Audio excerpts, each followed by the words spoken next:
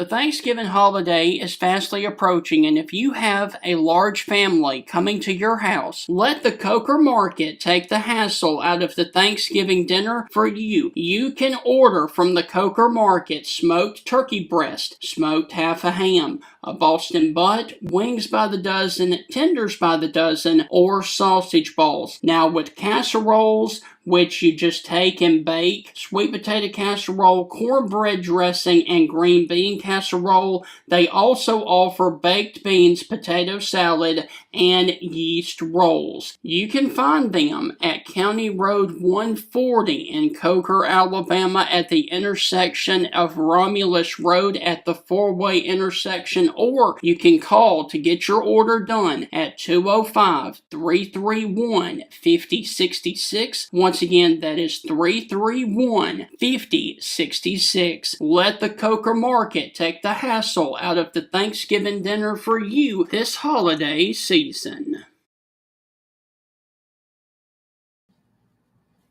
Is it Friday yet? My goodness, this has been a crazy week to say the least. Hope all is well with you guys. And unfortunately, my co-host Heath Hopkins is going through a little bit of a stomach bug issue that happened last night, and it got his entire family. So my thoughts and prayers are with Heath Hopkins. And so on this edition, I am going to play for you an interview that I conducted a couple of weeks ago about an event that is coming up in Oxford, Alabama this Friday evening at the Oxford Performing Arts Center.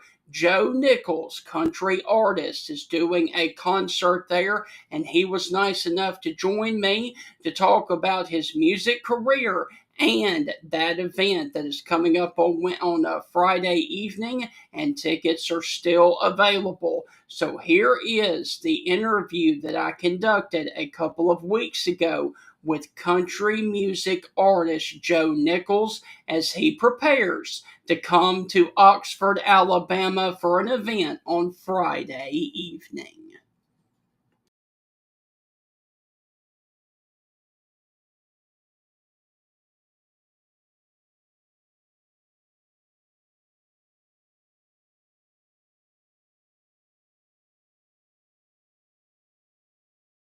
This is the Stingray Show, and coming up on this edition, we are going to talk a little college football. However, there is an event coming up in November at the Oxford Performing Arts Center that is involving Joe Nichols. And Joe Nichols, country artist, is about to join me right here on this edition of the Stingray Show to talk about his music career and his love for the Arkansas Razorbacks, plus the event that's coming up in November over in Oxford, Alabama, that is right now on this edition of the Stingray Show.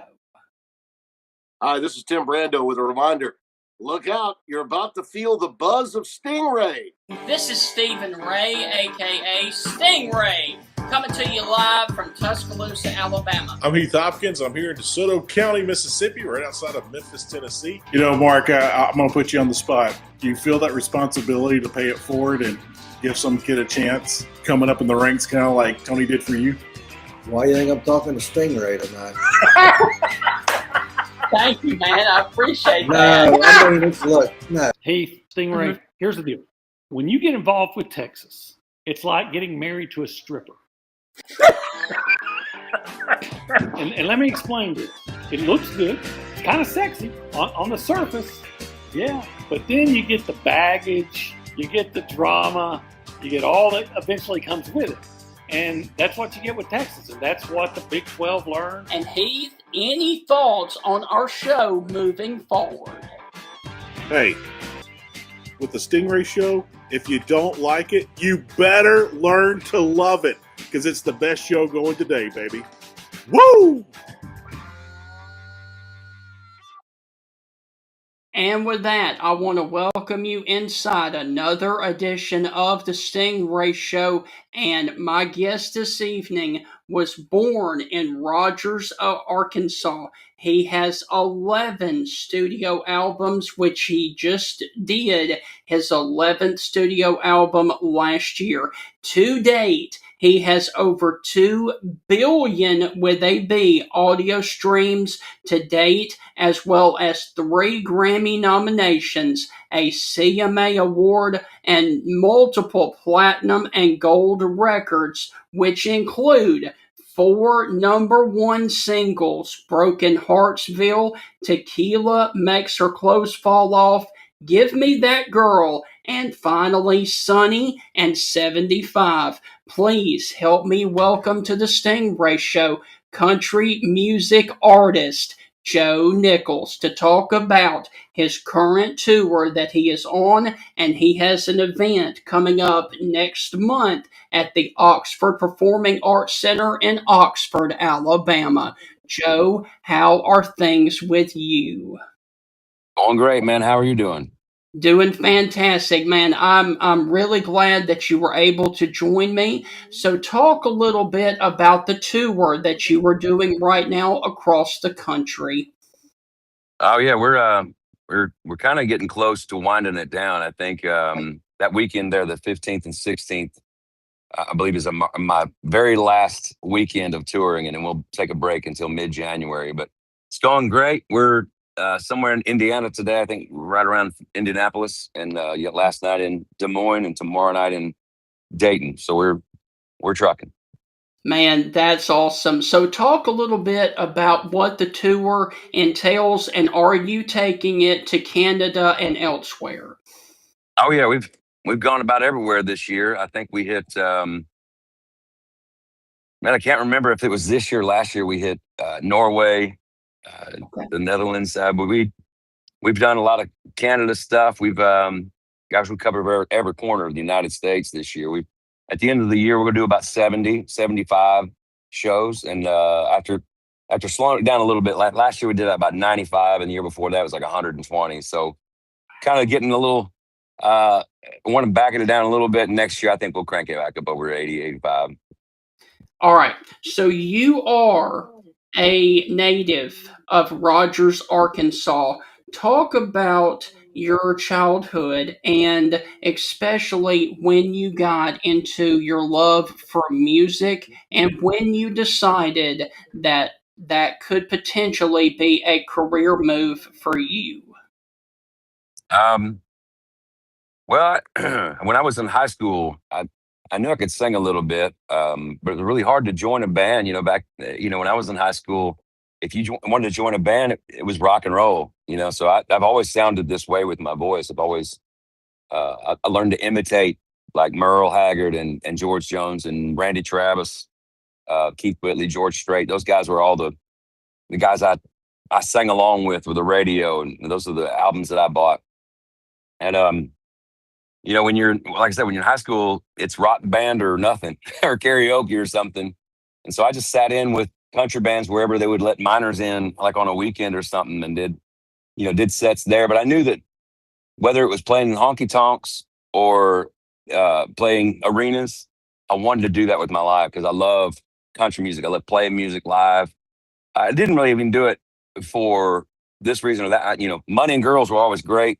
I love that, but I think I love playing music, performing music.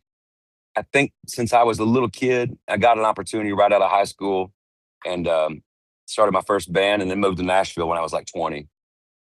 All right. So talk about what it was like early in your career up in Nashville. Well, I'll tell you what, the 5 years that I was there before my first major label release, it was rough, man. I did a lot of, odd jobs, regular jobs. Just I laid concrete, which is a rough job. I appreciate anybody out there that lays concrete. That's a tough job in the summertime, especially in Nashville. I was a cable guy for a little bit. That was fun. Roofed houses. I did a lot of stuff like that, just paying bills, learning how to get better. On the miserable days, it will make you want to go home from work and study how to sing better, play better, write better. Like, man, I don't want to have many more days like this. I need to get better at what I do. And that really did help quite a bit. Being broke and hurting from your job will motivate you to do something different. And so that's what it did for me. And when I got my first single out there, The Impossible, everything changed. Everything changed. And speaking of that, in July of 2002, you released your second album, which included the well known song The Impossible. What gave you the inspiration to write and release that song, The Impossible? Well, The Impossible, out of the singles on that one, that's one of the ones I didn't write. I didn't write Impossible or Brokenheartsville. I wrote Cool to Be a Fool and What's a Guy Got to Do, a little bit behind that one. But I knew that we had a special song when I cut it. It just felt like it was easy to listen to sonically, but the message of the song was so profound. At the time, we were maybe less than a year from September 11th. Mhm. It was, yeah, we were. It was like March of 2002, and so people were feeling pretty sad, angry, and a little hopeless, and wanted messages like that. Like The Impossible to kind of lift everybody up. And I think that really did help quite a bit. The Impossible. Sometimes unsinkable ships sink, and sometimes unbendable steel bends. But the message of that song was hope. There is another side of this. There's going to be a great outcome here. We just keep hope, and that's what that song was. A huge song for me. But I knew that we had the song behind it that was going to be my stamp song, what I would call my signature song, which is Brokenheartsville, and it blew the doors off everything. Sold 1 million records. It was number one song. Got nominated for a Grammy. That was, I think, either the first time or second time I was nominated for a Grammy. Maybe The Impossible was first, and then male vocalist, I should say. And then next year, I think Broken Heartsville got me another nomination for male vocalist. But those were big songs. That was a big album, and like I said, everything changed. And so, talk a little bit more about how that changed your life in the music industry and personally, please. Well, it changed my life in that my ego swelled out of control immediately. I had to keep that in check all the time. Where I was talking about, the jobs I had before, and I was paycheck to paycheck, like 90% of the country is.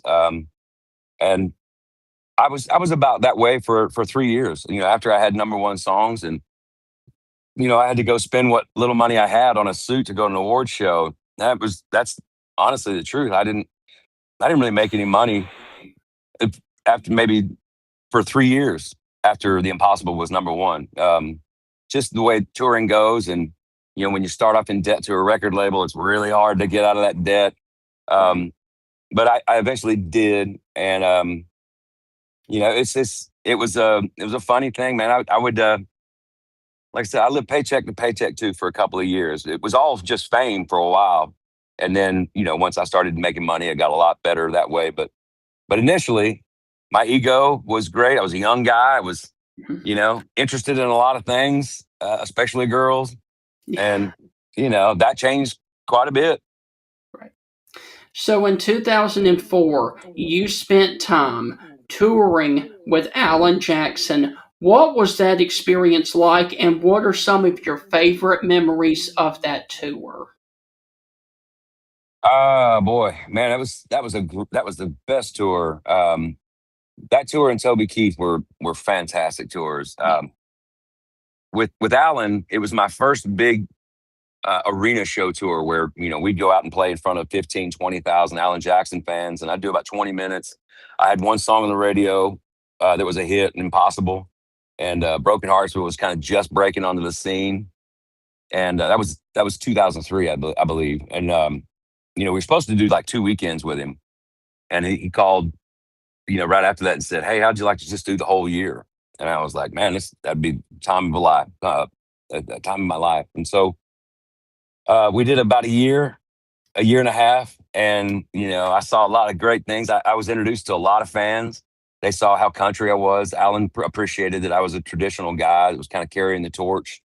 And I believe he would have had me that long had he seen, that I was kind of one of the rockier kind of pop driven kind of country music. That's just the way he is. He's a traditional country guy. And always a pleasure to be around that guy. I appreciate everything about him. The songwriting he did, the country guy he was, his appreciation for real authentic music, and he called BS.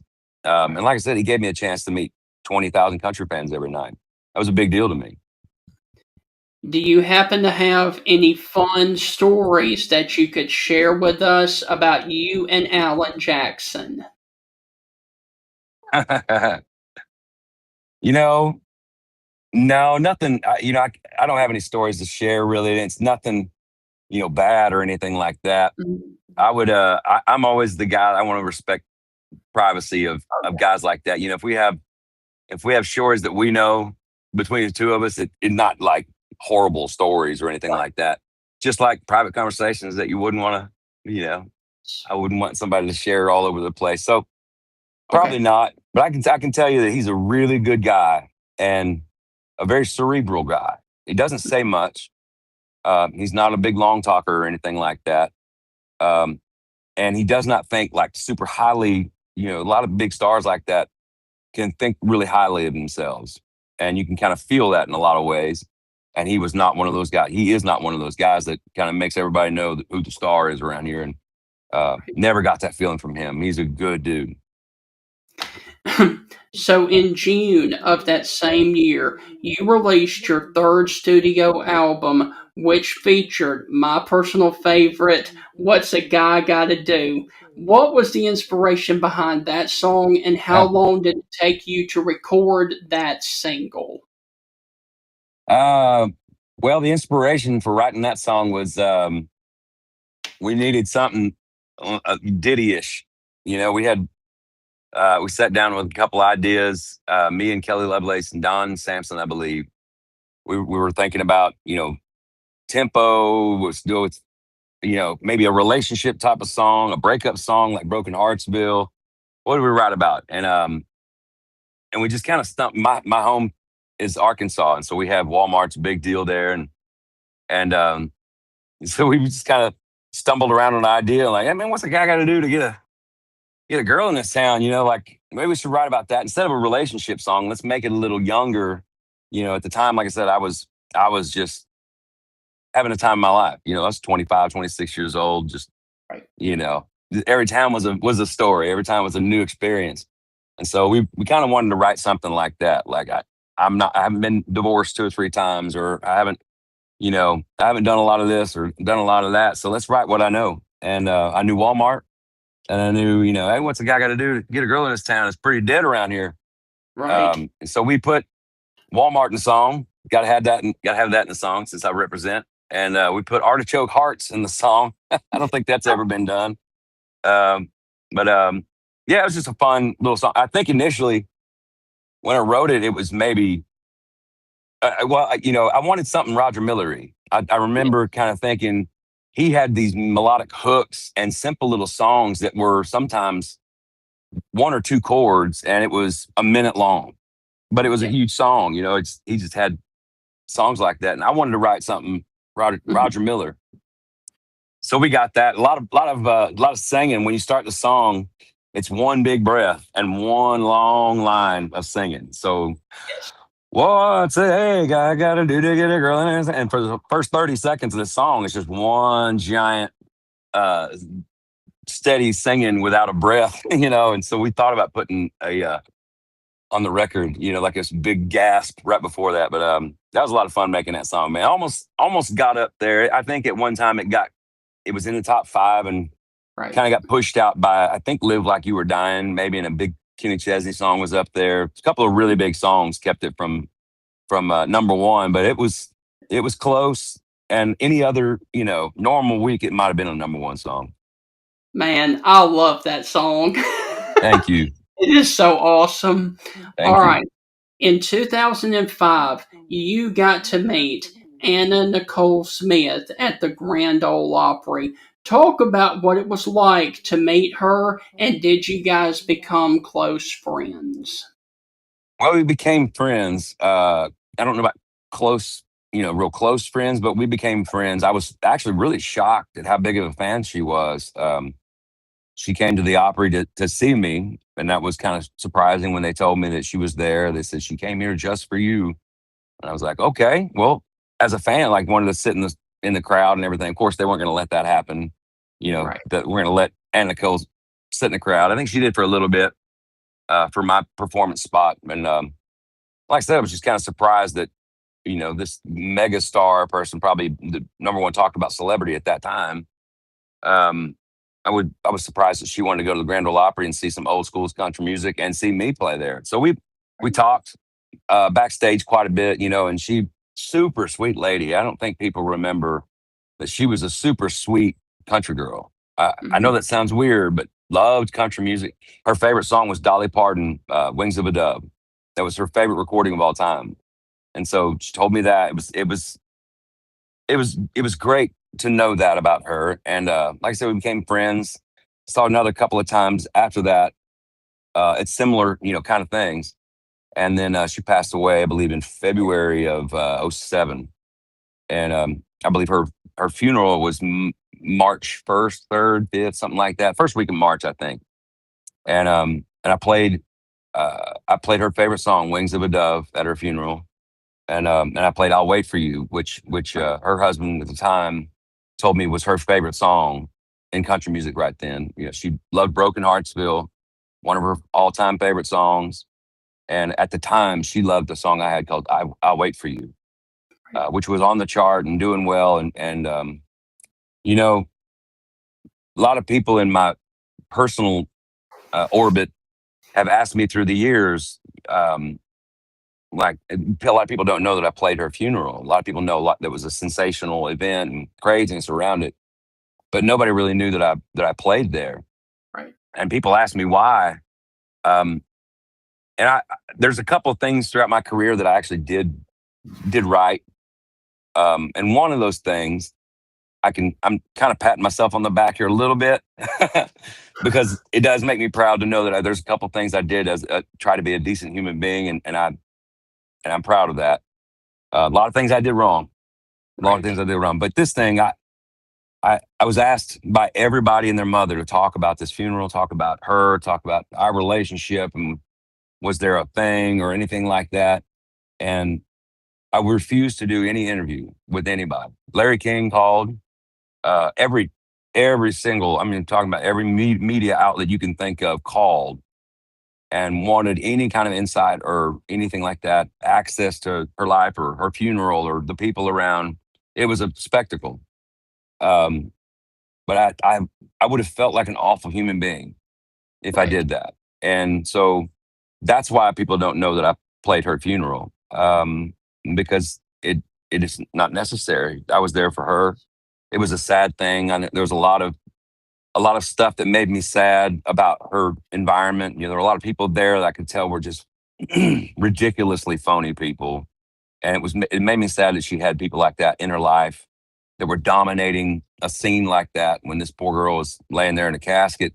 Right. Um, we're sending her home, and that should be the topic, not how you look, not who you're talking to, not how much mileage you get out of this as a creative person.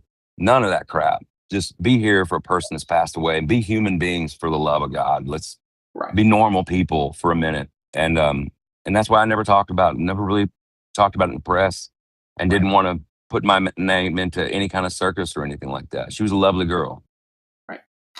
So, Joe, let's talk about the Grand Ole Opry. What was it like for you performing on such a historic stage? I love it every time, man. I love it. It's kind of a built-in crowd for me, because most people that go to the Grand Ole Opry are familiar with the history of country music. They, for the most part, like the traditional stuff, which I'm a big fan of.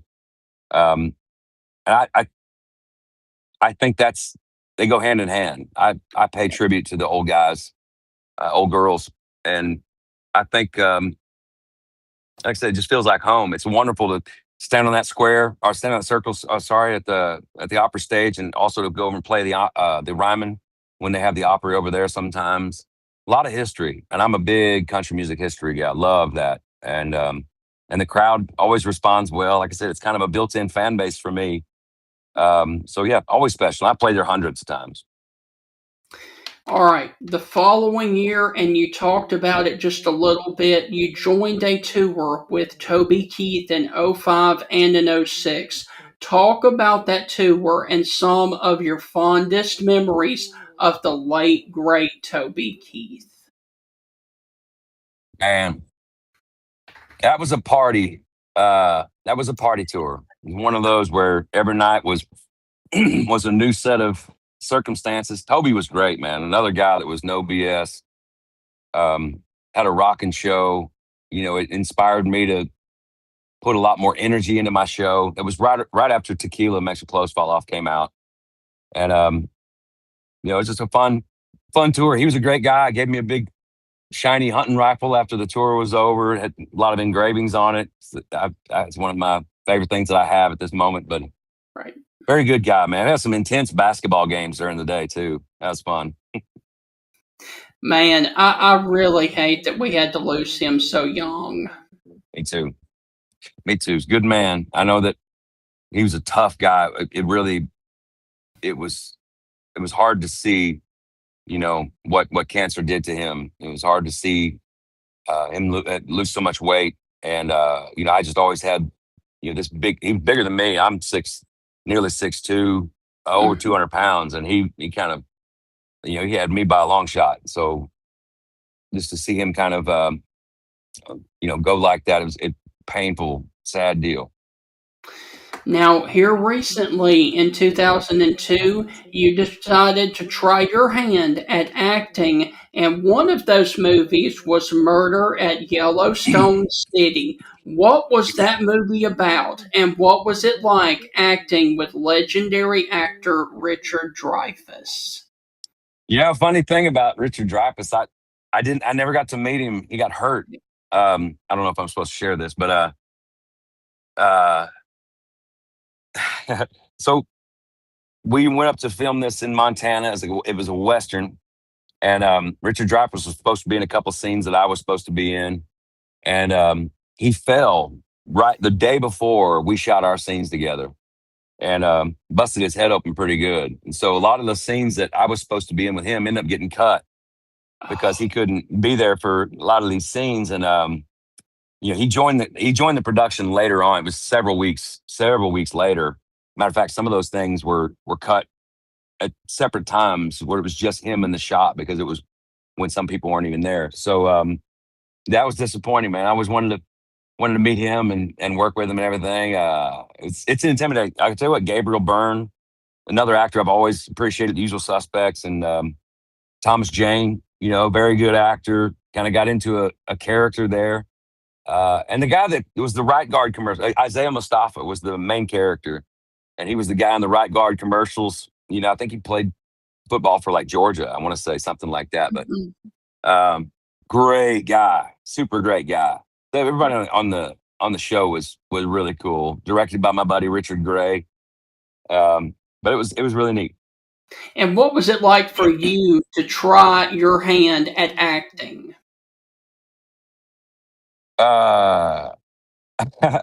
It was fun. I think I learned a lot about the cutting room process. A lot of stuff.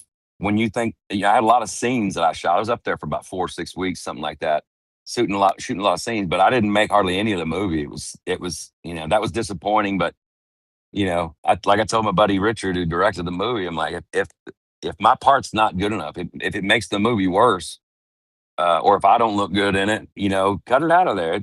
At the end of the day, it's about your movie and it ain't about me. We're not cutting a 2-hour promotion of Joe Nichols.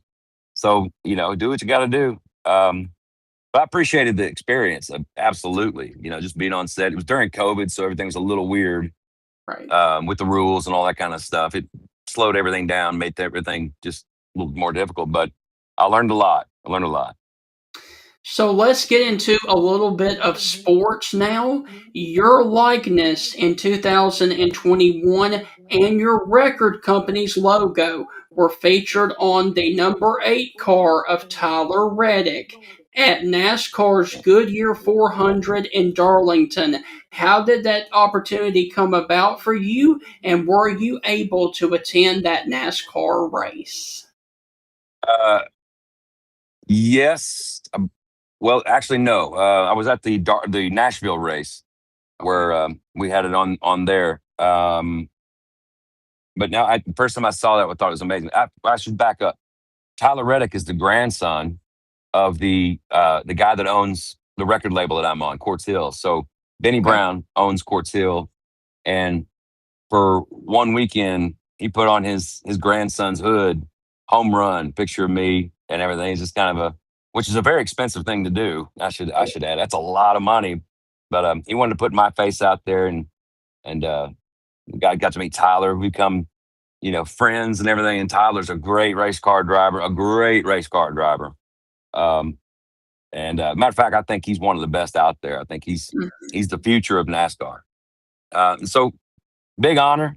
Glad to do it. I'm glad Benny Brown's the president of my label.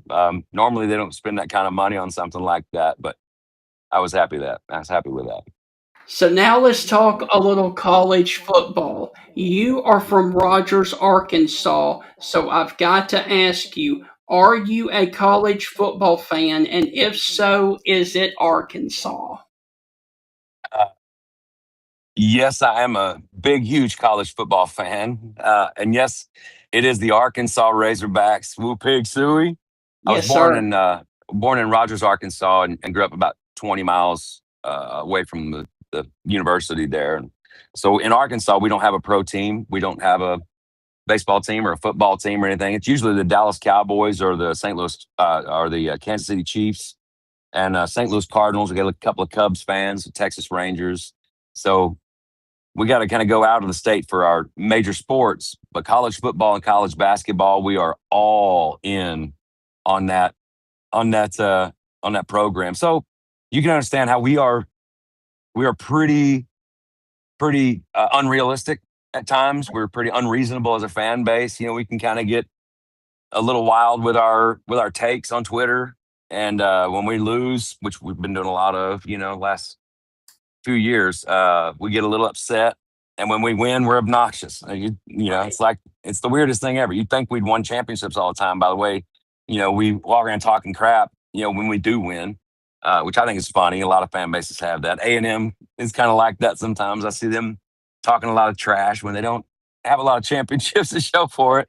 We're not, none of us really are Alabama except Alabama. You know what I mean? So we all want to be, but we ain't. So, what are some of your fondest memories of being an Arkansas football fan? Ooh, fondest memories. I tell you what, in 2003, I believe, I went to the Texas Arkansas game at Austin. And I remember listening. I did a show at Billy Bob's the night before. And we were on our way to another show, maybe San Antonio or something. So I drove that morning into Austin and was like a 11 a.m. game or a noon game. And all through the morning drive up to the stadium, I was listening to talk radio station in Austin, and they were talking about what a beating we were about to get from Texas. They had either Chris Sims or no, it wasn't Applewhite. It was after Applewhite. I think Chris Sims was one of those guys, and they had a pretty good offense and really high. I think they maybe ranked number 2 or something at the time, and we weren't ranked. We had this guy, this new quarterback that was more of a running quarterback. Nobody really knew about, but he was fast. But his name was Matt Jones, Oh, yeah. and we had Cedric Cobbs, and we had Houston Nutt was our coach, and so everybody's like, all right, they're middle of the pack, they can be decent, but they're going to get drubbed. They're going to dragged from Texas. And I mean, I heard the biggest crap talk ever on the talk radio show in the morning. 56-3. Oh. He must have gone through a spot where um, because he is traveling right now, so hopefully he will join back here in just a second. You must have gone through bad service, man. I'm sorry. We're parked now, but you never know. Could be Yeah, anything these days. that's fine. So just continue right there with that Texas game. Yeah. So after all that crap talk, in the morning shows and the fans walk into the stadium, it was just so obnoxious. Like I said, like all fans can be. I watched a 4-quarter butt whipping from Arkansas onto Texas. And Matt Jones everybody was like, who is this guy? This guy was just running wild all over Texas, who had a really high ranked defense. Now, the caveat was I knew as an Arkansas fan that they had a guy that on their sideline, Texas sideline, that Arkansas was recruiting, but we had no shot at, a guy named Vince Young. Mm-hmm. And so I knew at some point this game is going to get so bad for Texas. They're going to put that kid in there. And he was a freshman at the time. I'm like, and this kid is the real deal. This guy was for real. Saw him in high school. Nobody liked him. And I just kept sitting there in my seats, like, just please, God, please don't let Matt Brown make this change. Just keep it the way it is. And he never did. He never put Vince Young in. I think we whooped him. It was like 38-24, but it was worse than that. I think they scored a late touchdown or something. But that's the way I remember it. It was just a beating, and I felt great all day long because as an Arkansas fan, we grow up, hating Texas. Here's the funny thing: I married a Longhorn. So that's a funny Right. That's a funny dynamic in our household. All right, and Joe, I've got 3 questions left for you. The first one, staying with Arkansas, they are going through a coaching search right now. Sam Pittman was let go earlier this year, and Bobby Petrino is currently the interim head coach. Who do you feel like would be a perfect fit for Arkansas? I appreciate that question. I don't know if I can say what a perfect fit is right now. Well, I can tell you what we need. We need somebody that will energize the boosters, the donors, the big money around the program, the Tyson family, the Hunt family, JB Hunt family, John L. Hunt, Brian Hunt, I believe. Right. And, the Waltons at some point. There's a couple of people in Walmart. I think McMillan is the guy's name, but there's a few people in the Walton family that I would love to have more support from the university. But a guy named Fletcher is a big guy there. We got a lot of good money donors. They just need something to really get behind and be energized by. So a coach that can come in and excite the boosters and donors, that's number one. Because we need NIL. We need to get the Jimmies and Joes in there, not just the X's and O's. So I've heard the name Gruden tossed around. I don't know how realistic that is, but I've always liked that guy as a coach. Great X's and O's guy, and can create a culture, I think. So would I love to have that guy? Yeah. Would everybody love to have that guy? I don't know. I feel that way about Petrino. There's nobody can argue with the offense that guy's putting on the field right now. It's like top 4 offense in the country. So if you have that team that's nobody really respects at all, but they're putting up 40 points against really good defenses like A&M. Right. You're putting up 41 points on a good defense. That can't go unnoticed. And put 40 something up against Tennessee, I believe, too. So that offense is legit. That is legit. If he could just field the defense, brings me back to the NIL thing.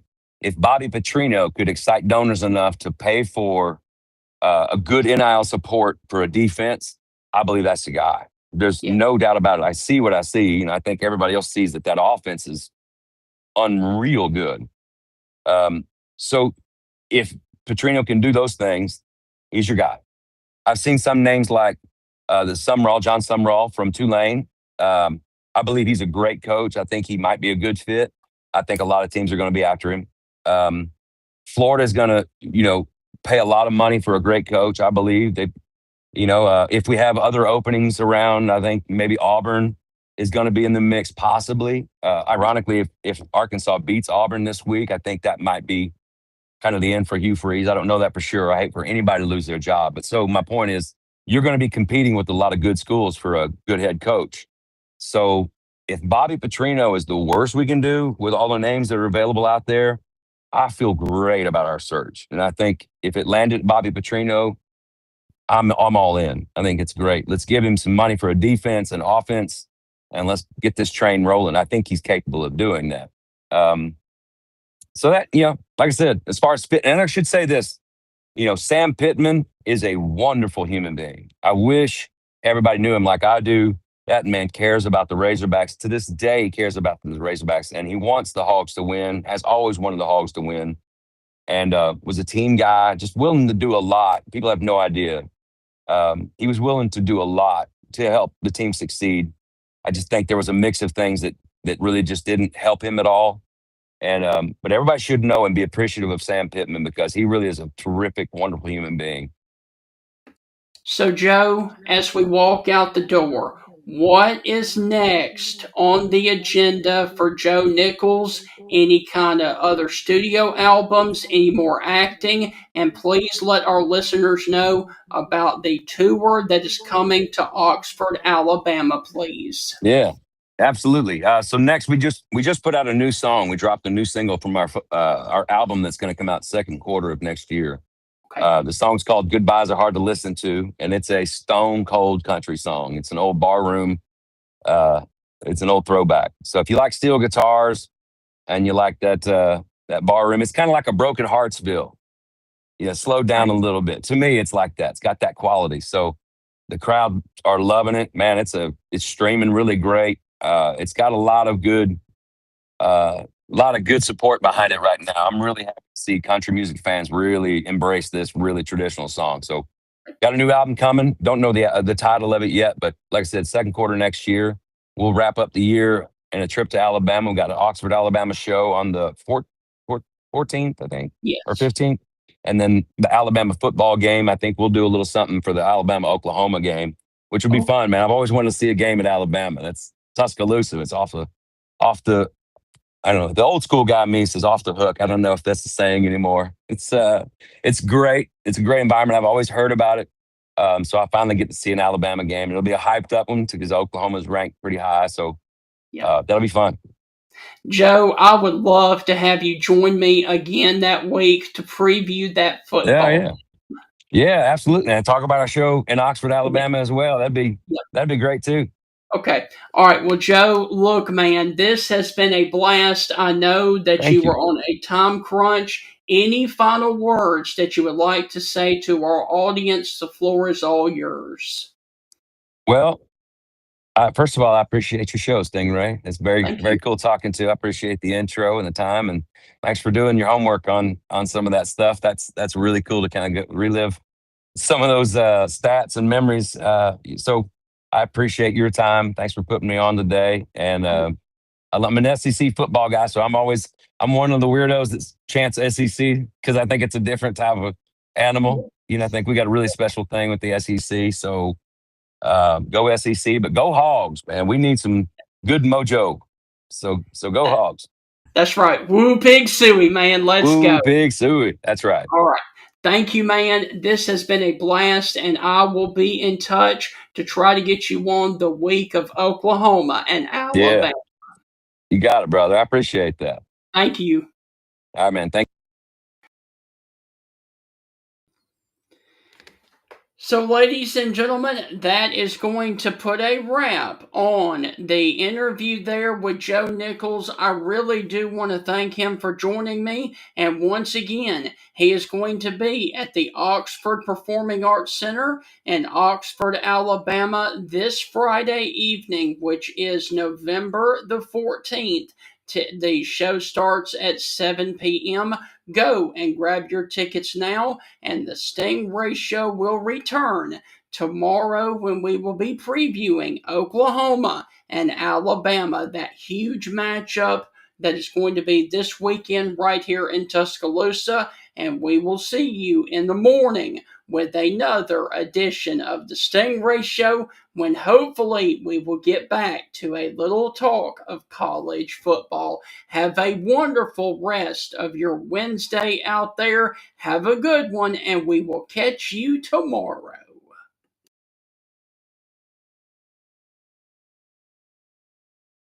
Ladies and gentlemen, Bill Ferguson of South's Finest Meats, the official sponsor of the Stingray Show, has a message for you. Everything we do here is fresh and custom made, custom to order. I tell people when they come in, if you don't see what you like, ask somebody. We've got the capability to process it, make it. If you want a different blend of hamburger meat, we'll do your brisket blend. We'll do your chuck blend. We'll do your sirloin blend. We do all that right here. We are a butcher shop. It's what we do. So please don't be afraid to ask if you don't see what you like. We can make you any size patty you want. We can make you any amount you want. People call me and say, well, how many patties come in the box? Well, ma'am, how many would you like in a box? You want 12, we'll put 12. You want 25, we'll put 25. That's just one of the many things that South's Finest Meats has to offer, the official butcher shop of the Stingray Show.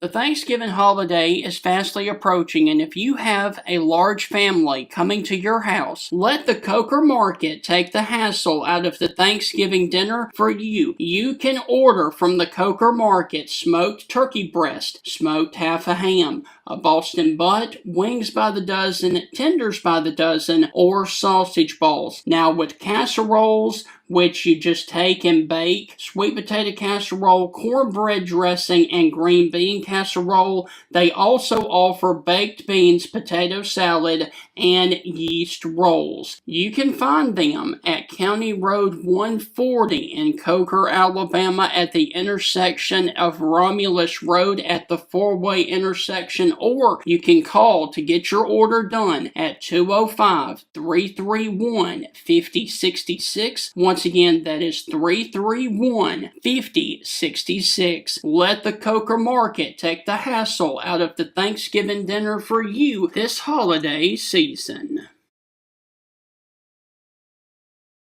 For over 100 years, the Bank of Moundville has been a name clients can trust. The Bank of Moundville is more than just a bank. They're your neighbors, your friends, and your community partners. Their unique approach to financial education has always centered around families. They believe that financially strong homes today lay the foundation for a brighter futures for tomorrow's generation. You can call them today at 205-371-2227. Once again, that is 371-2227 to schedule an appointment to build your financial security. The Bank of Moundville is a member FDIC and an equal housing lender.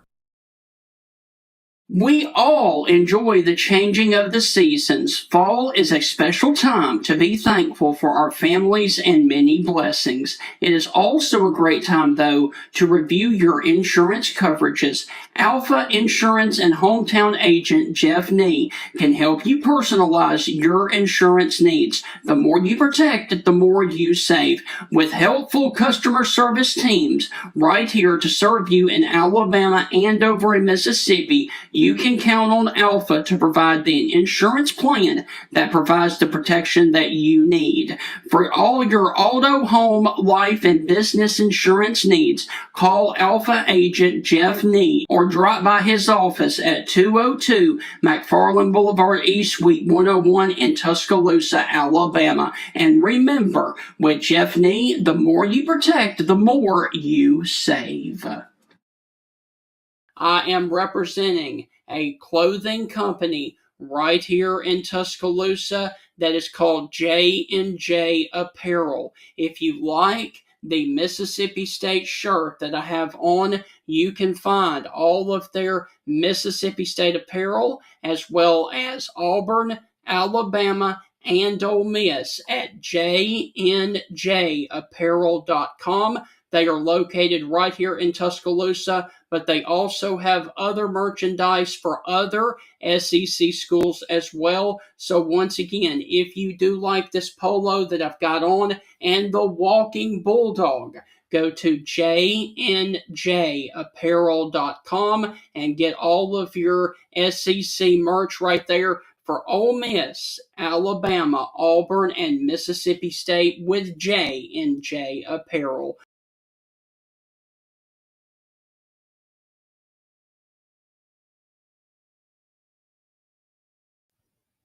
And finally, a reminder, the Stingray Show continues tomorrow morning right back here on social media with a preview of number 4 Alabama hosting number 11 Oklahoma in a key matchup here in the SEC, and currently Alabama is a 5.5-point favorite. We will dive into that football game and the ins and outs of the other matchups as well tomorrow right here on social media. See you guys then.